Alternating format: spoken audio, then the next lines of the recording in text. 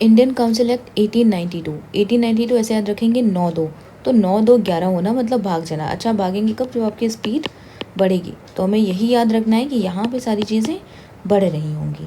कैसे? देखिए, इसमें एडिशनल नॉन ऑफिशियल मेंबर जो हैं उनको बढ़ाया जाएगा in provincial and central legislative council. ठीक।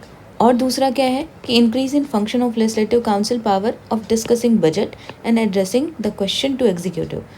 अब एक चीज़ और याद रखनी है कि जितनी भी चीज़ें बढ़ रही हैं ना, वो बहुत इनसिग्निफिकेंट टाइप की चीज़ें हैं। मतलब नॉन ऑफिशियल मेंबर आपने बढ़ाया और अपने लेजिस्लेटिव काउंसिल की जो पावर बढ़ाई वो किसके रिगार्डिंग थी? For discussing the budget. Okay. फिर अब इसमें हमें याद रखना है कि जो नॉमिनेशन होगा नॉन ऑफिशियल मेंबर्स का, जैसे सेंट्रल लेजिस्लेटिव काउंसिल में तो कौन करेगा? वाइस राय करेंगे। और प्रोविंशियल लेजिस्लेटिव काउंसिल में कौन करेगा? गवर्नर करेंगे। लेकिन यहाँ पे क्या बढ़ाया गया है कि किनकी रिकमेंडेशन पे यहाँ पे नॉन ऑफिशियल मेंबर ऐड किए जाएंगे। तो सेंट्रल वाले में किसके पे करे जाएंगे? प्रोविंशियल लेजिस्लेटिव काउंसिल, और इसमें ऐड किया गया बंगाल चैम्बर ऑफ कांग्रेस को। अब सेम प्रोविंशियल लेजिस्लेटिव काउंसिल जिसमें अपॉइंटमेंट जो है वो तो गवर्नर करेगा, लेकिन किसकी किसकी एडवाइस इसमें बढ़ाई गई है? जैसे district board, municipalities, universities, trade and association और ज़मींदार और चैम्बर्स को बढ़ाया गया है।